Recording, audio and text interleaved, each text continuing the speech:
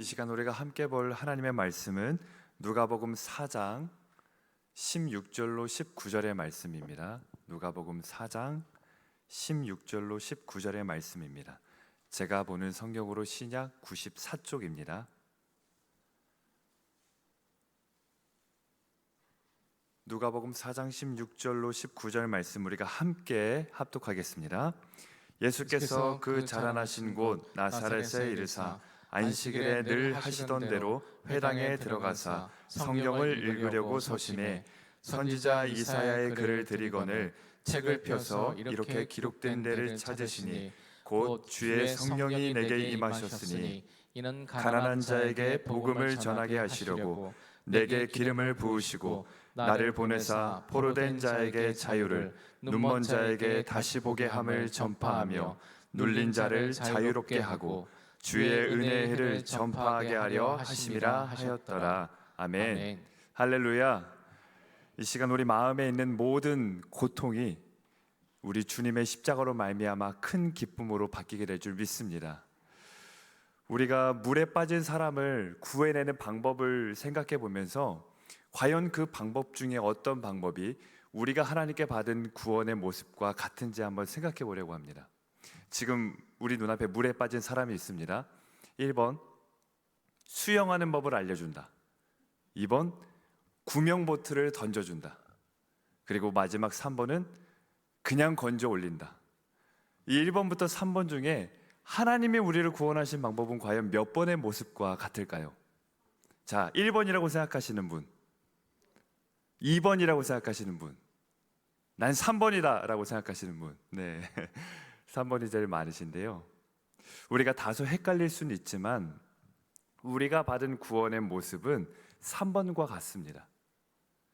하나님께서 구원받는 방법을 알려주시고 그 방법을 지켰을 때 우리가 구원받도록 하지 않으셨고요, 또 구원의 기준을 정해 놓으시고 그 기준까지 도달하면 구원받는 방식도 하지 않으셨습니다. 하나님이 우리를 구원하신 방법은 그저 건져 올리신 것입니다. 우리를 영원한 죽음에서부터 그저 건져 올리신 거예요. 그래서 우리가 받은 구원을 전적인 하나님의 은혜라고 이야기할 수 있습니다.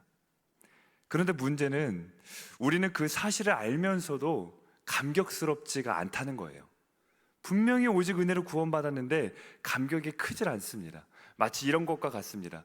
두 사람이 있는데요, 한 사람은 감기에 걸렸다가 나은 사람이고 한 사람은 불치병에 걸렸다가 나은 사람입니다.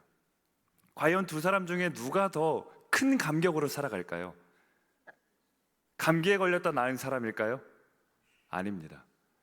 자기가 불치병에 걸렸다는 걸 알고 그것을 낫고자 노력했지만 나을 수 없었던 그 병이 나았을 때 그의 인생이 뒤바뀌고 그의 삶이 변하게 되는 것처럼 우리의 삶의 구원의 감격이 없는 이유는 내가 지금 어디로부터 구원을 받았는지, 내가 과연 무엇으로부터 구원을 받았는지 정확히 알게 될 때 우리가 진정 그 감격을 누릴 수 있게 됩니다.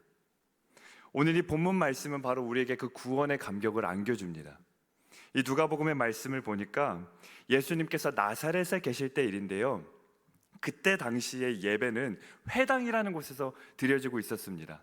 안식일이 되면 사람들이 회당에 모여서 예배를 드리는데 크게 세 가지의 요소가 있습니다. 첫 번째로 말씀을 암송을 하고요, 두 번째로 말씀을 봉독합니다. 그리고 마지막으로 봉독한 말씀을 해설하는 이 세 가지의 요소로 이루어지게 되고요, 한 사람씩 돌아가면서 안식일에 자기 차례가 되면 말씀을 해설합니다. 그래서 우리 16절 말씀 한번 볼까요? 누가복음 4장 16절 말씀 함께 보겠습니다. 시작. 예수께서 그 자라나시고 나사렛에 이르사 안식일에 늘 하시던 대로 회당에 들어가사 성경을 읽으려고 서심해. 지금 예수님이 늘 하시던 대로, 안식일마다 하시던 대로 회당에 들어가셔서 성경을 읽으려고 어떻게 하셨다고 말씀하고 있습니까? 서셨다, 일어나셨어요. 무슨 말이냐면 오늘 말씀을 암송하고 또 봉독하고 해설할 기회가 누구의 차례라는 걸까요? 예수님의 차례라는 겁니다. 예수님의 차례가 돼서 이제 말씀을 읽기 시작합니다. 어떤 말씀을 읽으셨냐면 17절입니다. 4장 17절 함께 보겠습니다. 선지자 이사야의 글을 들이거늘 책을 펴서 이렇게 기록된 데를 찾으시니. 지금 이사야의 글을 받으셨고 책을 펴서 기록된 데를 찾으셨어요. 그런데 이 지점이 참 독특합니다. 왜냐하면 그때 당시 이 말씀을 읽도록 정해진 본문이 있는데 그 본문을 미리 펼쳐놓도록 되어 있습니다. 지금 여기에 보면 우리 아름답게 성경 필사한 성경이 펼쳐져 있죠. 이렇게 펼쳐져 있는 거예요. 그런데 예수님이 지금 책을 펴서 기록된 데를 찾으셨다는 건 예수님이 지금부터 하시는 그 말씀이 원래 그날 읽기로 한 말씀이라는 걸까요? 아니라는 걸까요? 아니라는 겁니다.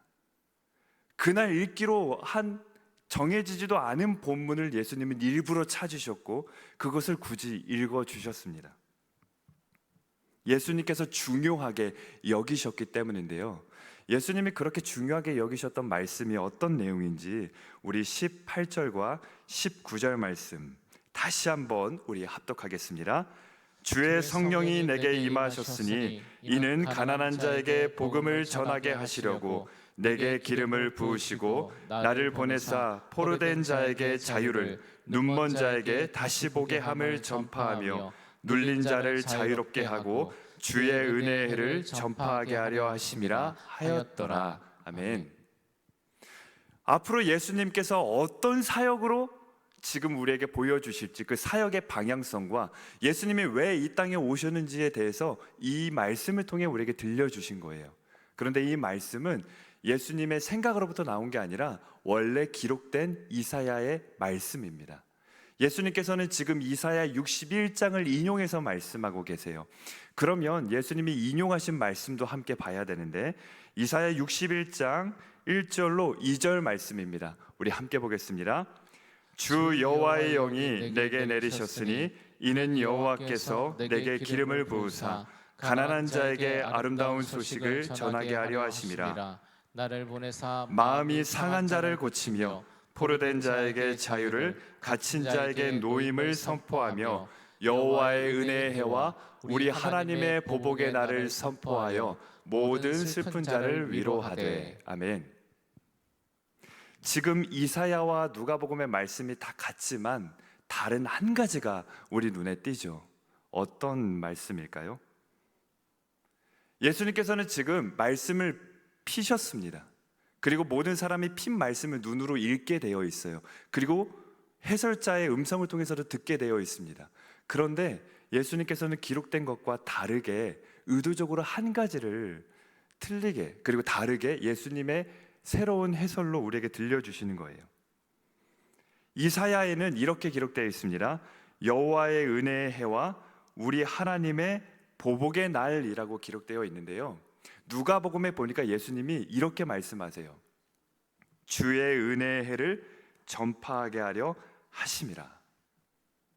지금 예수님께서는 의도적으로 한 가지를 빼고 읽으시죠. 무엇을 빼놓고 읽고 계시죠? 보복의 날.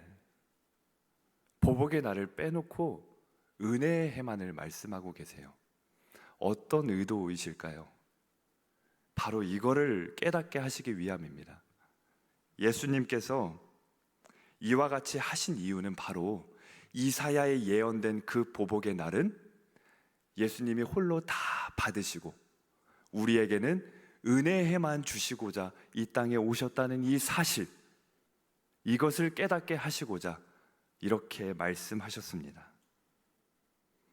우리가 받아야 될 날 중에 분명히 보복의 날이 있었지만 보복의 날이 사라졌다는 걸 예수님이 이 누가복음의 말씀을 통해 우리에게 생생하게 들려주고 계신 겁니다.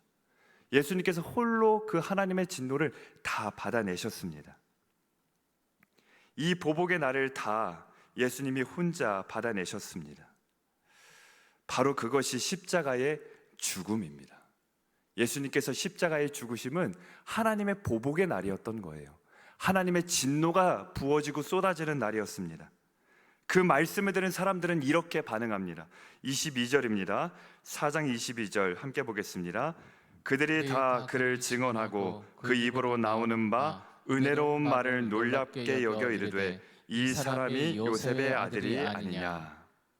지금 예수님의 그 말씀을 듣고 사람들이 무슨 말이라고 고백하고 있습니까? 은혜로운 말, 은혜의 말이라고 고백합니다. 우리에게 있어서 은혜의 말은 무엇일까요? 이 땅에서 다만 성공하고 잘 먹고 잘 사는 것이 아니라 그 하나님의 누구도 감당할 수 없는 진노의 그 날, 그 하나님의 보복의 날을 예수님의 속죄하심으로 다 받아내셨다는 것, 그래서 우리에게는 은혜만이 주어졌다는 것, 이것이야말로 하나님이 우리에게 들려주시는 은혜의 말인 줄 믿습니다. 우리 데살로니가전서 1장 10절에 보면 명확하게 이렇게 말씀하고 있습니다. 우리 하이라이트로 강조된 부분만 함께 보겠습니다. 장래의 노하심에서 우리를 건지시는 예수시니라. 아멘. 우리를 어디서 건지시는 예수라고 말씀하고 있습니까? 장래의 노하심에서 건지신 겁니다. 우리가 받은 구원은 어디로부터 받은 구원이냐면 하나님의 진노로부터 받은 구원입니다. 하나님의 진노로부터 우리는 구원받은 것입니다. 예수님께서 그 진노를 받지 않으셨다면 우리가 그 진노를 다 받아야 됩니다. 그래서 에베소서에서도 우리를 무슨 자녀라고 말씀하고 있죠? 본질상 진노의 자녀라고 이야기하고 있는 거예요. 우리가 본질상 진노의 자녀입니다. 우리가 의로운 사람이 돼서 진노를 안 받게 된 게 아니에요. 우리가 거룩하게 살아서 하나님의 심판을 면하게 된 게 아닙니다. 우리는 여전히 진노받을 만하지만 예수님이 하나님의 진노를 하나도 남김없이 다 받으셨기 때문입니다. 바울 같은 사람도 자기 자신을 평가할 때 어떻게 평가하냐면요, 이렇게 평가합니다. 그 놀랍고 위대한 바울조차도 자신을 말하길, 오호라 나는 공고한 사람이로다. 누가 나를 사망의 몸에서 건져내랴. 예수님 없이 자기가 본질상 진노의 자녀, 사망의 몸이란 걸 분명히 깨달았기 때문입니다.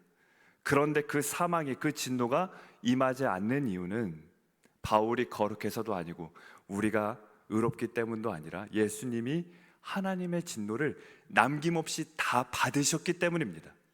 그래서 주고 싶어도 줄 수 있는 진노가 없는 거예요. 그게 바로 예수님의 속죄하심입니다. 우리 나훔에 보면 1장 6절에 이렇게 말씀하고 있는데요, 하나님의 진노가 부어지는 날을 묘사하고 있는데 뭐라고 묘사하고 있냐면 바위들이 깨진다 라고 이야기를 합니다. 예수님께서 십자가에 못 박히셨을 때 마태복음에 보면 참 절묘하게도 이런 현상이 나타났는데요, 예수님이 십자가에 못 박히시고 돌아가시는 순간 바위들이 터지고 깨졌습니다. 나홈에서 말하고 있는 그 진노의 날이 예수님의 십자가에서 다 고스란히 드러나고 있습니다. 예수님의 십자가는 바로 그 진노의 날이었고 진노를 다 받으셨던 거예요. 예수님께서 말씀하셨죠. 나의 하나님, 나의 하나님, 어찌하여 나를 버리시나이까? 그런데 하나님께서 그 사랑하는 아들의 마지막 외침도 외면하셨습니다. 그게 하나님의 진노입니다.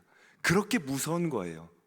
하나뿐인 아들의 마지막 절규조차도 아버지, 아버지 어떻게 나를 버리십니까? 라고 외치는 그 아들의 갸냘픈 소리마저도 외면하시는 게 하나님의 진노하심입니다. 그런데 그 진노함을 받아야 될 우리에게는 하나님이 어떻게 하시냐면요, 이렇게 하십니다. 그들이 부르기 전에 내가 응답하겠고 그들이 말을 마치기 전에 내가 들을 것이다. 어떻게 하나뿐인 아들 예수님의 그 죽음의 절규조차도 외면하신 하나님이 진노를 받아야 마땅한 나의 부르짖음에, 나의 말에는 부르기 전에도 응답하고 말을 마치기 전에 듣는다고 말씀하실 수 있는 걸까요? 도대체 어떻게 이게 가능할 수 있는 걸까요? 예수님께서 하나님의 진노를 다 받으셨기 때문입니다. 바로 이와 같이 죄는 용서로만 사라지게 됩니다. 용서할 때 죄가 사라지게 되는 거예요. 그런데 이 용서는요, 사랑과 비례하게 되어 있습니다. 내가 얼마나 사랑하는지가 어디까지 용서할 수 있는지를 결정해요. 내가 누군가를, 내가 이 사람을 얼마나 사랑할까 궁금하다면요, 그 사람을 놓고 내가 이 사람의 잘못을 어디까지 용서할 수 있을까, 그걸 생각하면 내가 그를 향한 사랑의 크기를 가늠할 수 있습니다. 내 자녀를 용서할 수 있는 범위랑 그저 동네 아이를 용서할 수 있는 범위가 똑같나요? 다르죠. 천지 차이입니다. 내 사랑하는 가족을 용서할 수 있는 것과 원수를 용서할 수 있는 범위는 전혀 다릅니다. 사랑의 범위가 곧 용서의 범위입니다. 그런데 하나님은요, 우리를 어디까지 용서한다고 말씀하고 있죠? 우리의 과거와 형제와 아직 살아보지도 않은 그 미래의 죄까지도 다 용서하셨다고 말씀하고 있습니다. 우리를 향한 이 진노의 자녀인 나를 향한 하나님의 사랑의 크기가, 그 범위가 얼마나 가늠할 수 없는지, 얼마나 무궁무진하고 위대한지를 경험하게 되는 겁니다. 바로 이 놀라우신 사랑을 통해서 우리의 하루하루는 은혜의 날, 은혜의 해 속에 살아가게 되는 줄 믿습니다. 예수님께서 보복의 날을 다 감당해 주셨어요. 그리고 우리의 인생을 은혜롭게 만들어 주셨습니다. 예수님이 말씀하시는 은혜의 해를 전파하게 하려 하심이라, 이 은혜의 해는 정확하게는 희년을 뜻합니다. 희년. 성경에서 중요한 개념 가운데 하나가 안식입니다. 안식. 모든 것으로부터 자유로워지고 해방되는 그 참 안식, 평안함. 그런데 이 안식은 세 가지 종류가 있어요. 7일마다 돌아오는 무엇일까요? 안식일이 있고요, 7년마다 돌아오는 안식년이 있습니다. 그리고 7번째 안식년 다음해인 50년마다 돌아오는 희년이 있습니다. 그래서 안식할 수 있는 범위가 안식일, 안식년, 희년으로 점점점 확장돼요. 그래서 희년은 뭘 보여주냐면 안식의 극치를 보여줍니다. 그래서 모든 것이 자유롭게 돼요. 땅도 원래 주인에게 돌아가고요, 종들도 다 자기 집으로 돌아가게 됩니다. 모든 것들이 다시 평화롭게 제자리로 돌아가는 게 희년입니다. 예수님께서 우리의 하루하루를 바로 이런 참 자유와 해방, 이 평안함의 극치로 인도하고 계신 거예요. 그런데 사단은 그거를 경험하지 못하도록 애쓰고 있는 겁니다. 그거를 우리가 실감하지 못하도록 지금 노력하고 있는 거예요. 우리 두 사람이 있습니다. 두 사람의 공통점이 뭐냐면 갚을 수 없는 빚을 졌습니다. 자신의 노력으로는 아무리 어떻게 무슨 수를 써도 갚을 수 없는 빚을 졌어요. 그래서 집 밖에도 잘 못 나갑니다. 빚쟁이들이 지금 집 밖에 진을 치고 있고요, 집에만 들어오면 전화를 하고 협박합니다. 문을 두들기고 창문에 돌을 던지고 빨리 갚지 않으면 죽인다고 협박하고 내 소유물과 가족들을 납치하겠다고 협박합니다. 이 두 사람이 사는 인생이 인생일까요? 그 현실이 얼마나 지옥 같겠습니까? 그런데 어느 날 이 두 사람에게 전화가 한 통 걸려오는 거예요. 똑같은 전화가 걸려왔습니다. 어떤 전화냐면, 당신이 갚을 수 없는 그 빚 내가 다 갚았습니다. 그러니 이제부터 당당하고 자신 있게 그리고 마음 편히 살아가십시오. 이 전화를 두 사람이 받았어요. 그런데 한 사람은 한번 믿어봤습니다. 그래, 어차피 내가 갚을 수 없는 빚, 이 전화가 거짓말이라 할지라도 한번 믿어보자 하고 당당히 집 밖을 나갔어요. 그랬더니 어제만 해도, 오늘 아침만 해도 나를 죽이려고 했던 이 빚쟁이들이 건들지를 못하는 거예요. 왜요? 정말 그 빚이 다 갚아졌기 때문입니다. 그런데 또 한 사람은 그 전화를 받고도 무슨 소리야, 누가 내 이 갚을 수 없는 빚을 다 갚아줘, 누가 갚아줄 수 있겠어. 그리고 정말로 다 청산했는데 여전히 두려워하면서 사는 거예요. 빚쟁이를 보고도 여전히 쫄고 도망치고 숨는 거예요.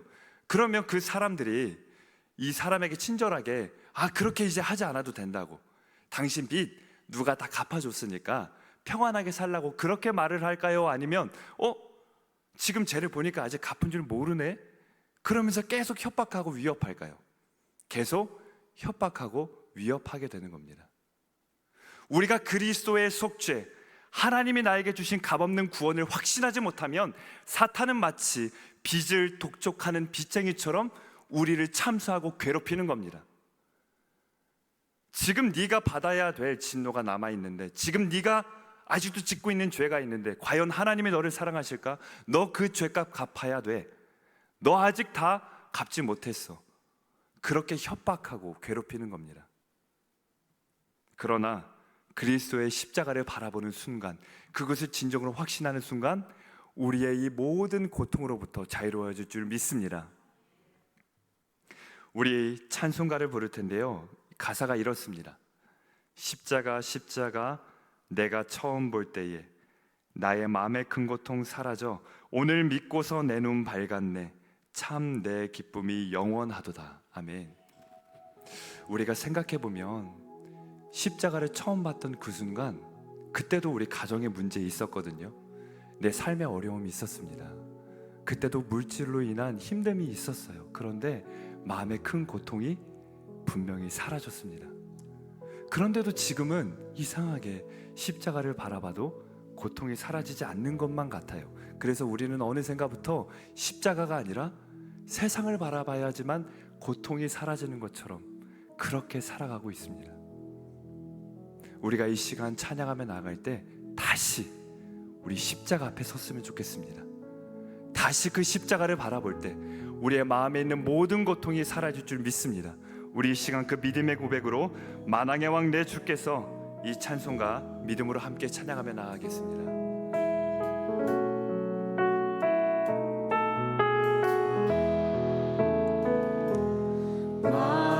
만왕의 왕 내 주께서 왜 고초당했나 이 벌레 같은 날 위해 그 보혈을 연 십자가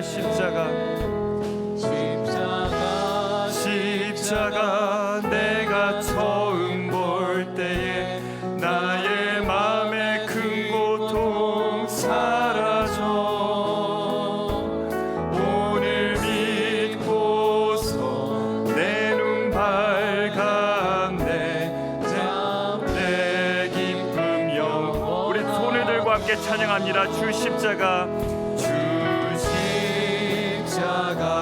못 박힘은 속죄함 아닌가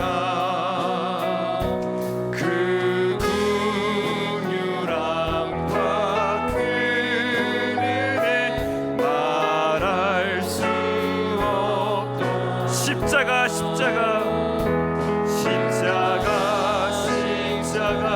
내가 처음 볼 때에 나의 마음의 큰 고통 사라져 오늘 믿고서 내 눈 밝았네 참 내 기쁨 십자가